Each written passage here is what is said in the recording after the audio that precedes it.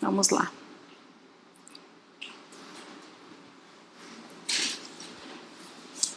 Então, gente, boa tarde, voltamos, né? Hoje com biossegurança. Biossegurança é um termo gigante e eu falo muito, então isso é problemático, mas a gente vai falar de umas partes mais específicas do manual da Anvisa, que é o mais cobrado em concurso, inclusive na Marinha. Então a gente vai falar de algumas partes mais cobradas, não dá tempo se restringir a detalhes muito sórdidos, mas vamos direto ao que interessa. Uma coisa que é muito cobrada são as precauções padrão. Mas isso aí acaba sendo bem fácil pra gente, porque é o que a gente faz em consultório. Então acaba sendo muito naturalizado por nós, né, dentistas.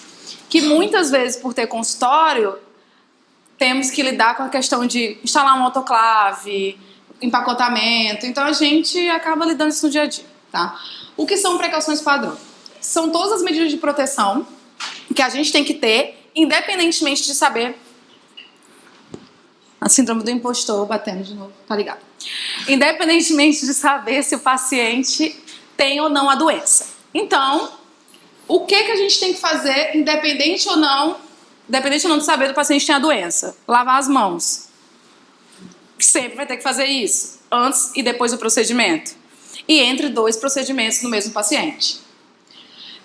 Usar EPIs, sempre. E aí nos EPIs, gorro, máscara, luva, óculos, e a gente vai ver. Manipular cuidadosamente material pérfuro-cortante. Então não é porque você confia no paciente que você vai ser desleixado com material pérfuro-cortante. E não é só porque você sabe que o paciente tem uma doença que você vai ser extremamente cuidadoso. Vai ser extremamente cuidadoso sempre, tá? A questão de não reencapar, entortar, quebrar ou retirar a agulha das seringas. Até na anestésio tem uma parte do mala médica de complicações, né, de acidentes possíveis em anestesia. Uma delas é a quebra da agulha, né, que tem todo um padrão de você não inserir completamente a agulha, né, porque se você fratura, você perde a agulha dentro do paciente e aí vai ser um grande transtorno. Então, a questão do paciente precisar ser complementado, né, durante o procedimento, tem uma orientação bem específica da Anvisa em relação a isso, que é usar a técnica de deslizar sobre a bandeja a carpule, para que encontre a tampinha da carpule, deslize e aí você reencape. Nunca pegar a tampa e reencapar, né? Acho que desde a faculdade a gente não faz isso porque a gente é bem esperto, né? E ensinam que isso não é uma atitude muito correta de ser feita, tá? Outra coisa, ter muito cuidado na transferência de artigos no trabalho a 4 mãos. Então, nunca transferir com material, por exemplo, cortante, com a parte cortante virada para o seu colega, né? Para a sua atendente, porque ela pode se cortar, né? Esse tipo de cuidado. Manter as caixas de descarte visíveis e com fácil acesso. E aí, aqui eu trabalho a 4 mãos, né? Que tem que ser feito para a gente não virar um polvo. E aqui a caixa de descarte, que tem uma linha que a gente não pode ultrapassar, tá? Dentro dessa caixa de descarte, a gente vai colocar tudo que é pérfuro-cortante. Inclusive, se você usa, por exemplo, uma lâmina para correr, para fazer uma citopatologia, por exemplo, né? Um exame citopatológico, você vai jogar a lâmina de vidro aí dentro também. Então, tudo que é de vidro, cortante, metal cortante também, você joga dentro dessa caixa, que tem instruções bem específicas de montagem, e dentro dela tem um saquinho, né, vem junto com ela, que ela tem que ser fechada depois de chegar nesses 2/3 aqui, né? Porque caso você inadvertidamente coloque a sua mão, você pode se furar, né, caso esse limite seja ultrapassado. Evitar, né, efetuar o transporte dos resíduos com cautela, tá? Da mesma forma dos materiais. Essa aqui nunca vi, mas é uma sugestão da Anvisa de nunca fixar papéis e murais usando agulhas, né? Também para precaução de que as pessoas, quando tirarem os papéis, não se furarem, mesmo as agulhas não tendo sido usadas nos pacientes. Descontaminar as superfícies, né, com desinfetantes preconizados pela Anvisa, como, por exemplo, o álcool, né? O álcool 70, que é bastante usado, apesar de ter toda aquela questão de ressecar a cadeira, ressecar, né, os periféricos de plástico, mas é amplamente usado porque é mais acessível e é bem eficaz. Tá? Submeter os artigos à limpeza, desinfecção e ou esterilização, quando cabível, tá? De acordo com a classificação, se é crítico, semicrítico, a gente vai ver isso mais na frente. Não tocar olhos, nariz, boca, máscara, celular, né? Maçaneta, comer durante o atendimento. Isso eu nunca vi, comer durante o atendimento realmente eu nunca vi, mas, né, nunca se sabe, se tem aí é porque é verdade, né? Igual a internet, se tá na internet é porque é verdade. Beber ou fumar no consultório. Manter cuidados específicos na coleta e manipulação das amostras de sangue. E tem um específico para as maçanetas. Por quê? Nesse caso, você pode até tocar, mas você vai usar o quê? Uma sobreluva, né? Nunca com a luva do procedimento. Porque muitas vezes a gente não tem o que fazer. A gente tem que tocar na superfície, então e não tem atendente, então é uma opção. Bom, precauções padrões é basicamente isso, ou seja, não é uma coisa muito difícil, né? Porque se cair uma questão de precauções padrão, é basicamente a lógica que a gente aplica na nossa vida, né, no nosso bom senso. Em relação à imunização, uma tendência a cair agora é a febre amarela, por razões que estamos vivendo um momento tenso em algumas regiões do Rio, né? Região dos Lagos, Serra, regiões de São Paulo. Então, é provável que caia. E é uma doença que não costuma cair. Geralmente o que cai é hepatite. Em geral, o que cai é hepatite. Se você procurar questões sobre imunização, certamente vão perguntar sobre antígenos de hepatite e hepatite. É o que é mais cobrado em concurso, tá? E caiu no TRF recentemente. E dentre as vacinas mais empregadas estão a hepatite, a influenza, tríplice viral e dupla do adulto, que todas elas estão na rede pública. Tá? A vacina contra a hepatite, o ideal, né, e até muitas universidades, isso já é quase consenso, exigem que o aluno se vacine antes mesmo de entrar na clínica, apresente o cartão de vacinação, com as 3 doses, né, que são dadas 0, 1 e 6 meses de intervalo. Frequente 2 meses depois, tem que ser feito o anti-HBS, que é um exame de soroconversão. Isso porque é comum, bastante frequente, não sei dizer a porcentagem, isso não está no manual da Anvisa e eu não tenho essa informação, porém, da minha experiência clínica e acadêmica de universidade, com aluno e com professores, é comum não ocorrer a conversão. Por vários motivos. Tomou vacina em diferentes lugares, de repente a vacina não estava em bom estado de conservação, não obedeceu os intervalos, porque são 3 doses e às vezes não obedeceu corretamente os intervalos. Começou o esquema, parou no meio, não voltou. Enfim, várias justificativas. E a própria resposta imune do hospedeiro, que não montou uma resposta adequada, imunizando com os anticorpos para o antígeno do vírus. Tá? O que acontece?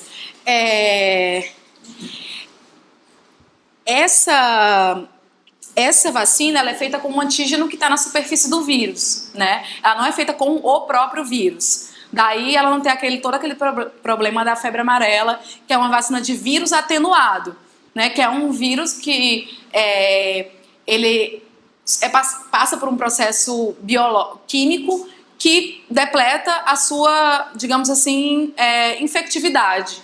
Então ele é chamado de vírus atenuado. Só que em pessoas que têm imunodepressão, esse vírus pode se manifestar, né? E daí a restrição para algumas pessoas de tomar a vacina da febre amarela, principalmente idosos e pacientes já imunossuprimidos por alguma doença. Mas mesmo esses pacientes, não é extremamente frequente que haja reação à vacina, não é esperado. Tanto é que sempre falam, converse com o médico, porque dependendo se você mora numa área endêmica, você tem que pesar o risco-benefício, né? De você não se vacinar e pegar a febre amarela, que é uma doença assim, que tem uma taxa de mortalidade de até 60%, que é bastante considerável. Tá? Em relação à hepatite, não se faz dose de reforço. Você faz esse esquema e para sempre se considera que você está imunizado, tá? Caso você não seja imunizado, você pode repetir o esquema. Se você não converter da segunda vez, provavelmente você não vai converter. Então você é uma pessoa que não responde à vacina. E aí você a vida inteira vai ter esse problema, assim, se você for hipocondríaco principalmente, de você não estar protegido, tá? Isso pode acontecer. Conheço algumas pessoas. E aí, tá. Então, hepatite, vacinação, esquema é isso. Febre amarela. No manual da Anvisa fala da dose de reforço a cada 10 anos. Agora a gente está com aquele problema da vacina fracionada, né? Que você tem que tomar 5 anos.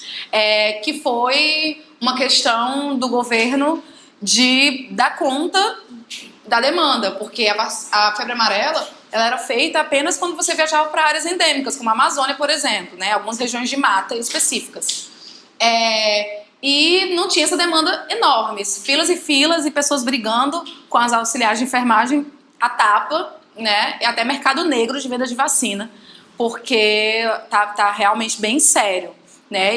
E a população do Brasil tem essa característica de se assustar muito quando começa a pipocar os casos. E aí acaba de pipocar os casos, a pessoa esquece, né? Tipo zika, chikungunya. Então já volta. E a gente vive nesse eterno ciclo, né? Gripe, zika, chikungunya, febre amarela. Gripe, zika, chikungunya, febre amarela. Você não falou agora que você, tomando uma vacina da febre amarela, não precisava mais fazer um reforço? Não, que eu saiba, não. A cada 10 anos se faz reforço de vacina de febre amarela. Não estou sabendo da vacina superpotente. Agora você toma uma para a vida toda e está imunizado. Não, que eu saiba. Seja que eu tive Que eu Eu saiba. tomei há 9 anos atrás. Eu fui tomar, eles falaram, não, agora não precisa mais de reforço essa vacina. Não, que eu saiba, você toma e você faz um reforço pelo menos 10 anos depois. Pelo menos um reforço. Essa vacina ela não dura eternamente. A primeira dose, com certeza não. Tá? Pelo que eu sei. E a fracionada de 5 a cada 5, né? Eu não sei quanto tempo vai ter educação. Você vai tomar ano passado, provavelmente foi a de 10 anos. A fracionada foi esse ano, né? Porque teve essa explosão em São Paulo. Inclusive a OMS decretou que quem viesse para São Paulo tinha que tomar, é compulsório, tá? Tomar a vacina. Alguns lugares fora, né, do Brasil, como o Egito, por exemplo, curiosamente a minha cunhada vai para o Egito agora, você tem que apresentar o cartão de vacinação, né? Muitos lugares da África, e é um cartão internacional de vacinação, que você leva seu cartão e é validado, né? Sem isso, ou um atestado do médico que você não pode tomar, né? Um dos dois. Tá? No Brasil, isso ainda é muito pouco fiscalizado, né? Mas acredito que, por exemplo, vários estrangeiros têm reportagens, né? Que eles vieram para cá e não estavam sabendo do surto, né? Não estavam sabendo. Inclusive, um casal de turistas morreu agora em Angra. Então, chileno, se eu não me engano. Então, eles não sabiam, né? Então, eles nem se vacinaram porque também não sabiam que precisavam. Então, assim... e aí você tem que se vacinar 10 dias antes da viagem. É uma vacina que, por ser de vírus atenuado, mesmo em pessoas imunocompetentes, pode causar algumas reações, que variam em espectro. Em geral, dor no corpo e um leve mal-estar, né? A dor no local da injeção é normal para qualquer vacina, em geral. Mas algumas pessoas tendem a ter um mal-estar semelhante a uma gripe, né? Eu não tive, mas isso é bem frequente. A tríplice viral ela é feita geralmente quando a gente é criança, então não temos muitos problemas com ela, que é para sarampo, rubéola e cachumba, né, que são 3 doenças bastante importantes e bastante infectantes. E ela é feita em dose única aos 12 meses e o reforço aos 15 meses de idade. A BCG também todo mundo tem, em geral, né, a sua marca no braço, que a gente é imunizado ao nascer, tá? E antigamente também se fazia um reforço, mais ou menos 10 anos depois, né? Eu não fiz esse reforço, mas muitas pessoas têm essas duas marquinhas de tomar e fazer o reforço. Hoje se faz em dose única ao nascer, e existe um teste, que é o teste de tuberculínico, que vocês devem ter visto na patologia também, que é uma das leituras que se faz para tuberculose. Né? Quando você tem uma suspeita de tuberculose na clínica, você pode pedir diversos exames para o paciente. Um deles é o PPD. O PPD é uma injeção intradérmica de componentes da bactéria, tá? Do bacilo de Koch, né? do Mycobacterium tuberculosis. Então, se o paciente ele vai ter uma reação àquela injeção e vai formar um halo, né, hemorrágico em torno, né, um halo de inflamação, na verdade, não é bem hemorrágico, mas é de inflamação. Então fica vermelho. E aí você mede o tamanho, né? Se tem 10 centímetros, o tamanho do diâmetro daquela reação. E aí, caso tenha, né, por volta de 10 centímetros, você pode dizer que o paciente reagiu ao teste. Só que esse teste, apesar de ser usado, né, em algum grau para diagnóstico de tuberculose, ele dá falso positivo para quem foi vacinado, né, por componentes da vacina. Pode dar falso positivo. Por isso que ele não é considerado um teste muito acurado para diagnóstico de tuberculose, tá? Mas ele também é usado, assim como o exame do SCAR. Você tem a dupla do adulto, né, que é para difteria e tétano, e tem 3 doses, com a dose de reforço a cada 10 anos, tá? E ela é antecipada no caso de gravidez ou acidente com lesões graves. E a vacina contra a gripe, que todo mundo toma, em geral, né, e a da pneumonia, que quase ninguém toma, que é muito negligenciada pelos profissionais da saúde, porque a da gripe tem muita propaganda na TV, muito, né, chamado, porque todo ano o vírus influenza muda. E a infectividade do vírus influenza, que é muito grande, leva a óbito muitos idosos e pacientes imunodeprimidos a cada ano. Então tem um apelo maior.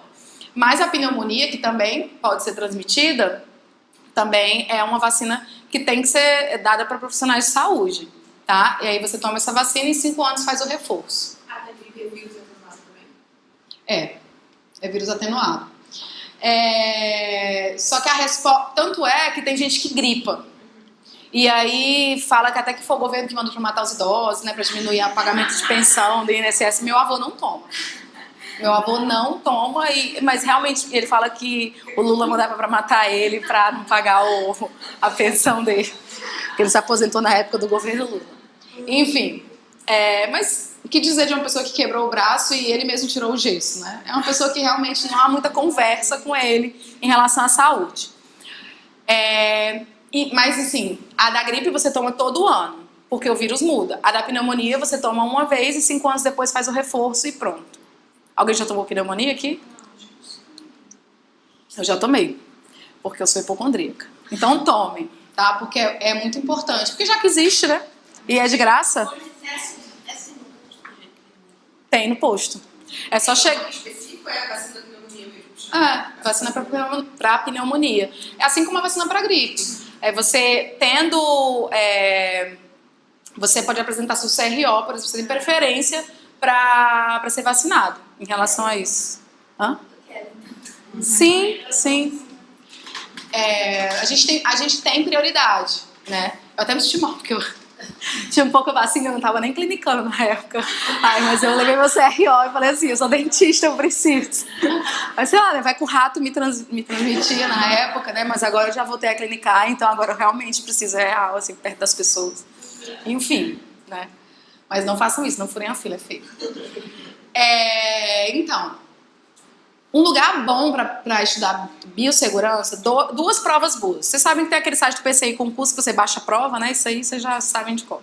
2 provas boas para estudar biossegurança são tribunais e marinha, que é o que mais cai. Questões geralmente do exército e da aeronáutica são questões muito pontuais e bem decorebas. Então as questões de tribunal e da marinha, elas têm mais margem para você fixar o conteúdo lendo, né? O que é sempre bom, apesar de serem mais extensas, tá? Então, procurem questões de tribunal e de marinha, as que não tiverem aí, porque a maioria tá aqui, tá? Eu peguei a maioria delas. Bom, com relação às vacinas, é correto afirmar que a vacina da hepatite deve ser feita em 3 doses, nos períodos de 0, 3 e 6 meses. Recomenda-se a realização de testes sorológicos para a verificação da soroconversão das pessoas vacinadas para hepatite B 2 meses após o esquema vacinal completo. A vacina tríplice viral imuniza contra sarampo, cachumba e difteria. A vacina contra a febre amarela não precisa de reforço. O esquema básico da vacina dupla tipo adulto é feito em uma única dose. Então, qual é a certa? Volta rapidinho. Só não, você falou, depois eu vi. Só pra não lembrar. Lavagem de mãos. Bom, isso aqui é uma coisa mais elementar, né? Pra gente, todos os dias no consultório, a gente tem que fazer esse procedimento de lavagem de mãos para reduzir a população microbiana. O que mais cai em concurso? O que é microbiota residente, temporariamente residente, né? Por quê? Para saber por que lavar as mãos, né? O que você está retirando ao lavar as mãos. Então isso já caiu na marinha, né? O que é a microbiota residente? Como ela já mora na nossa mão, né? Na nossa pele, ela é menos patogênica. Então ela não é a nossa preocupação, tá?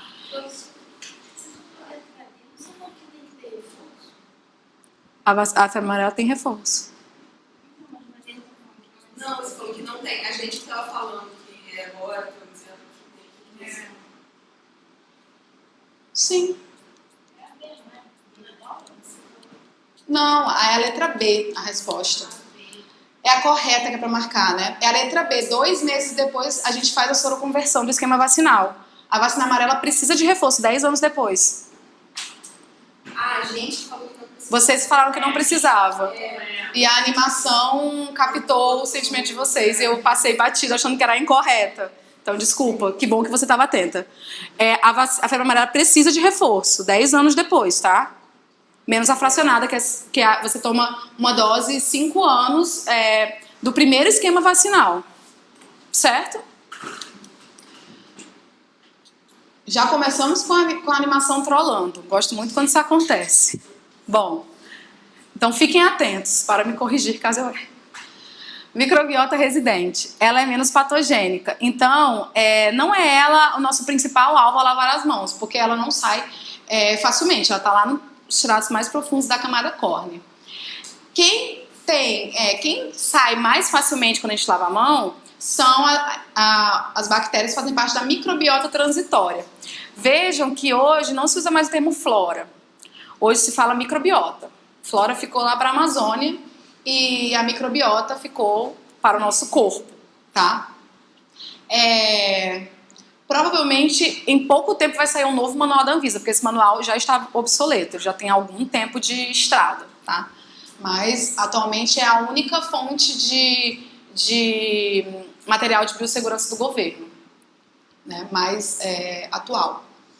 Essas bactérias e fungos e vírus, eles têm maior patogenicidade e estão de forma mais superficial. Então, eles podem ser, da mesma forma, transmitidos mais facilmente entre um contato em uma pessoa e outra. Tá? E você tem a microbiota temporariamente residente, que são os Staphylococcus aureus e os Streptococcus beta-hemolíticos, que são micro-organismos que são envolvidos em diversas doenças importantes e até na sepse, né, na ocorrência de sepse, endocardite bacteriana, enfim. Não que você vai inocular endocardite bacteriana num paciente pegando na mão dele, não. Mas é um micro-organismo importante, tá? Eles são detectados na pele por períodos mais prolongados, multiplicam e formam colônias e não são tão facilmente removidos quanto os anteriores. Qual é o procedimento de lavagem de mãos? Água e sabão. Certo? O álcool, ele pode ser usado para lavar as mãos, contanto que elas estejam limpas, né? Ou seja, quando você tira a luva e fica pó de luva na sua mão, você não pode passar álcool. Essa é a primeira aula que a gente tem na faculdade, na clínica, com os alunos, né? você pode, se você auxiliar, por exemplo, você está auxiliando um colega, e aí você não está de luva, você pode passar álcool, né, entre para pega a resina, passa álcool, pega isso, passa álcool, você pode passar álcool o quanto quiser, mas se você colocou algum material como luva, né, que tem um talco, você não pode simplesmente passar álcool em cima do talco, como frequentemente é feito. Você tem que remover a sujidade, qualquer sujidade, tá? Então não se recomenda que você que a primeira atitude sua no consultório seja passar álcool. Você sempre deve começar lavando as mãos, independente se a sua mão tem sujidade ou não, visível, tá? E aí, até eu não sei se está assim na apostila. Se tiver, corrijam, porque é etanol ou isopropanol de 60% a 90%, tá? Não é 60% e 90%. Vejam se está assim, corrijam, por favor, porque a gente usa o álcool 70, justamente está no meio desses dois aí, que é o mais frequente, tá? Que é uma solução alcoólica. Então, já falei, lavar antes de retirar a luva. E antes de cirurgias, pode-se usar os antissépticos, né? Que a gente até falou na aula de farmaco do PVPI, da clorexidina, né? Que são mais usados em cirurgia. Sabonete preferencialmente líquido, com um dispenser que você não coloque a mão, né? Então a gente tem aquela aula de como não ficar tocando nas coisas depois de lavar a mão. Porque se lavar a mão, você não tem que ficar tocando nas coisas, inclusive na torneira, que de preferência tem que ser de pedal ou de alavanca, que você aciona com o antebraço e não com a mão, tá? Sabonete sólido em pedaços pequenos, apoiados em supostos que não retém água, que é até uma boa vontade da Anvisa, né? Porque é extremamente anti-higiênico isso, você usar um sabonete sólido de uso contínuo em um consultório. E, assim, eu acho anti-higiênico, mas a Anvisa, ela permite, desde que seja rotacionado, ou seja, você não deixa um pedaço de sabão lá ad eterno, você coloca pedaços pequenos que são usados e descartados, tá? E não usar detergentes que usam em objeto, ou seja, não usar ácido peracético na sua pele, glutaraldeído, enfim, que são feitos para bancada e instrumentos, e não na nossa pele, porque pode ocasionar dermatites, por exemplo. Retirar acessórios, a gente acaba esquecendo, tipo aliança, eu já não tenho mais nem costume de usar aliança, que a minha vive caindo na pedra, vive na manutenção e demora 60 dias para chegar, então já não tenho nem costume. Então, como eu uso muito ela no cordão, então, para não perder, né?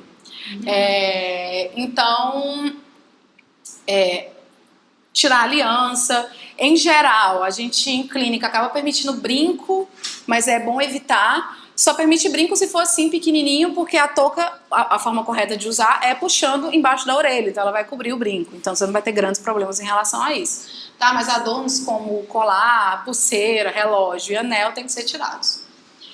Você pode usar escovas de cerdas macias para higienização das unhas, isso é mais usado em cirurgia. Essas escovas, tem escovas que já são impregnadas com PVPI, que são usadas para degermação.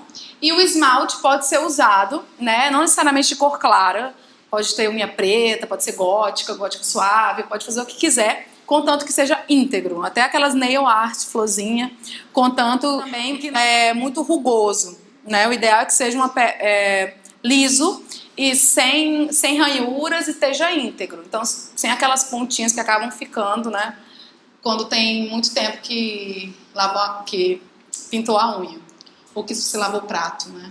Isso acontece também. Técnicas de lavagem, eu acredito que é uma coisa que acaba sendo muito intrínseca pra gente, né? É aquela velha técnica de friccionar região interdigital, de enxaguar, né? De usar a ponta dos dedos em relação à palma da mão para retirar, e 15 segundos a cada movimento. Enxugar as mãos com papel toalha e evitar toalha de uso múltiplo, tá? Na cirurgia, eles trazem também o passo a passo, que é o uso do antisséptico. A diferença é essa, né? Que você faz o iodopovidina escorrer todo o seu braço, que a gente não faz isso toda hora no consultório. Então é a grande diferença, tá? E usar a escova para friccionar a pele. Então, ó, na marinha, isso já foi cobrado em relação à microbiota, tá? Então, vocês vão responder agora, para evitar erros de animação. Qual é a resposta da microbiota residente? Quem são aqueles que estão sempre, né? Que a gente não se preocupa inicialmente. Qual é a alternativa?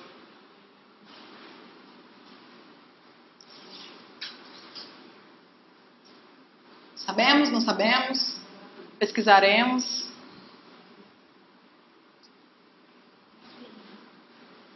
Letra B. Certo ou errado? Certo. Alguma dúvida em relação à lavagem de mãos? Então, eu acredito que o mais importante para concurso é a microbiota, tá? Assim, eu não gosto de falar isso porque pode acontecer, mas eu acho 99% improvável cair a sequência de lavagem de mãos. Pode acontecer, né? Mas não é a principal preocupação, porque é uma coisa fácil. Então, geralmente, cai o que é mais difícil, tá? Regra geral da vida. EPIs. EPI é qualquer equipamento usado para proteção do trabalhador. E aí, em qualquer trabalho, tá? No caso da gente, que tem contato direto com o paciente, com secreção, com aerosol, gotícula, enfim. A gente usa touca, máscara, óculos e luva. E avental, né? Em geral, são os nossos EPIs básicos. E para quem trabalha com radiologia, o avental plumbífero, odeio essa palavra, que protege contra a radiação, tá? E aí, em relação ao gorro, uma coisa que pode cair é perguntar, por exemplo, se é descartável ou não, se dura o procedimento inteiro ou não, esse tipo de coisa, tá? Por exemplo, o gorro você pode usar no turno inteiro de trabalho, né? Pessoas usam até mais, botam no bolso do jaleco e usam ad eterno até ficar transparente, né? Tá só aquelas fibras bem esgarçadas. Às vezes vai até pra máquina o gorro no bolso do jaleco, né? Quem nunca encontrou um gorro no bolso do jaleco?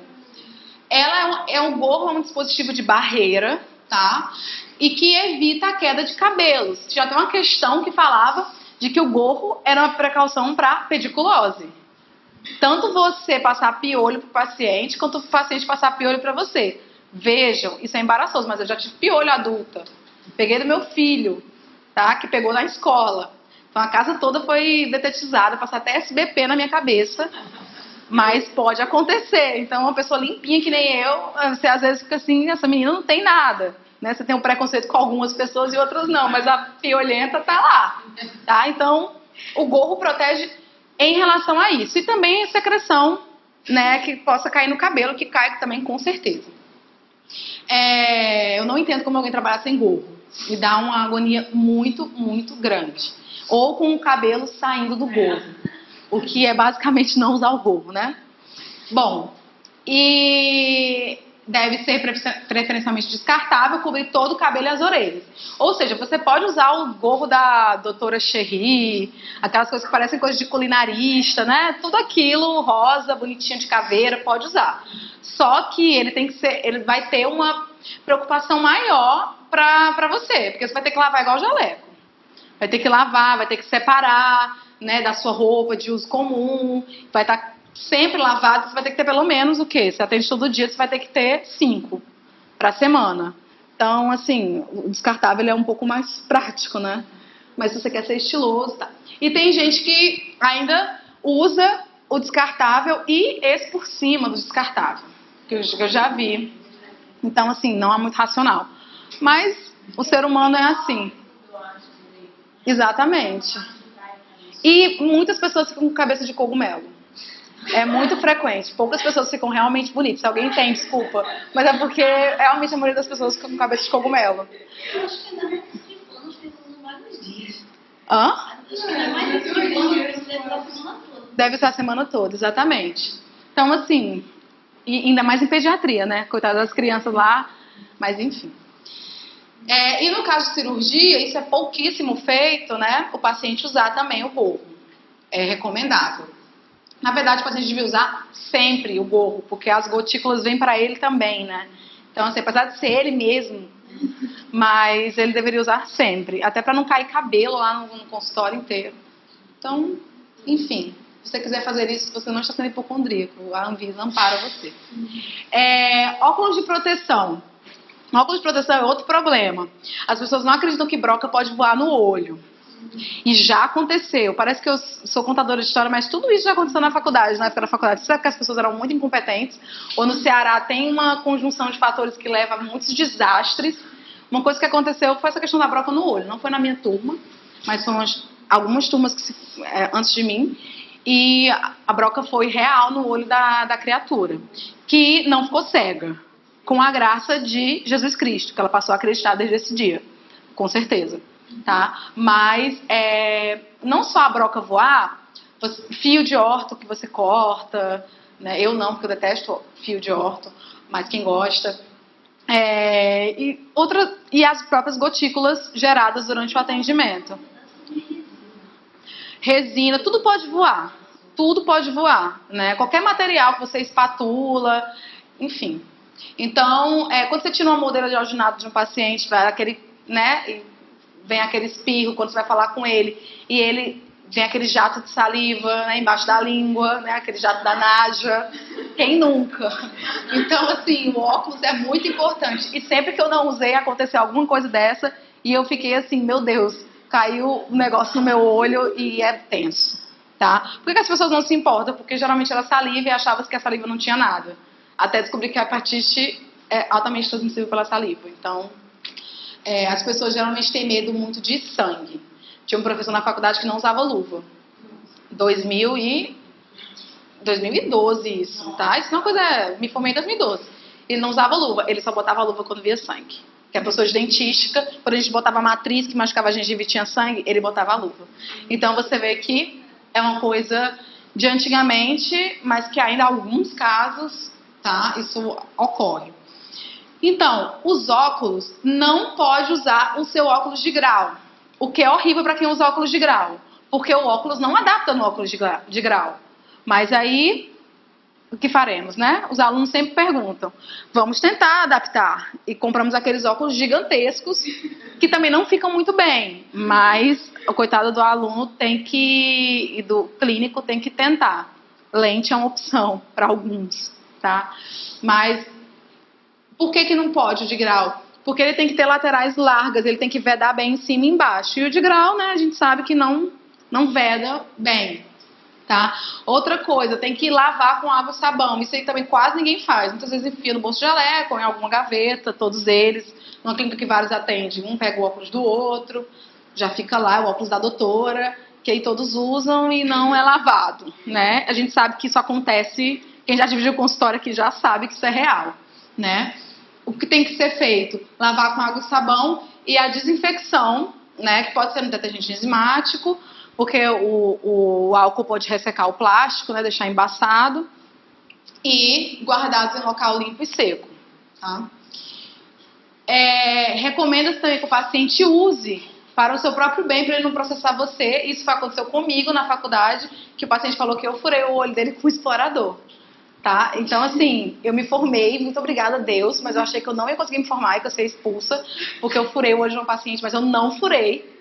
Mas ela estava sem óculos, então eu perdi minha razão e levei esporro do professor mesmo assim, mas ela foi pro oftalmo e ela estava bem. Mas talvez eu tenha resvalado e não tenha sentido, pois eu era uma acadêmica. E desde então, eu nunca esqueci o óculos, eu esqueço o meu, mas eu não esqueço do paciente. Tá? Então, não me esqueço nenhum dos dois. E aí eles protegem os óculos. Aí a gente lembra do óculos que a gente usa para o atendimento, mas tem vários outros que a gente pode usar. Por exemplo, quando a gente está lidando com LED, que a gente tem um outro tipo de óculos, tá? Que não é o transparente, é um óculos com filtro. Uma outra coisa que pode ser usada são os protetores faciais. Alguns dentistas gostam de usar, que são aqueles que cobrem o rosto inteiro, né? Um dentista com aquela vibe marceneiro, né? Vibe soldador. Então você pode usar. Só que, apesar de ser muito charmoso, né, ser o mão da, você tem que usar a máscara. Então, sem a máscara, ele não tem muita validade, tá? Mas eles protegem mais, daí ser de soldador, contra impactos físicos, né? partículas volantes, respingos de produtos químicos. Tipo isso, que é um charme, né? Que é usado mais no laboratório. Lá no meu laboratório tem um desse, assim, mas ninguém nunca usou. Mas eu tô viva até hoje e eu acho que eu deveria usar às vezes, mas enfim. Deus no comando. Sim. E se você está com uma espinha que você cutucou mais cedo, você pensa que a sua pele não está íntegra. Isso é como eu trabalho, entendeu? Se pega na minha testa e eu geralmente estou com espinha ou outra aqui. Sempre tenho uma filha em algumas épocas do mês. Aí eu sempre cutuco. Então eu sempre acho que o pingo caiu aqui e o vírus vai entrar. Porque a pele não está íntegra. Então não é fácil ser eu. 28 anos de culpa e medo de morrer.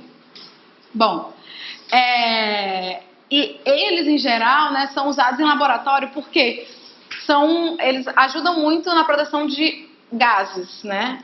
Então, quando você trabalha com reagentes químicos que produzam gases tóxicos, você trabalha geralmente numa capela e você usa máscara também, tá? Se você é vida louca, brasileiro, você não usa nada disso e vai rezando.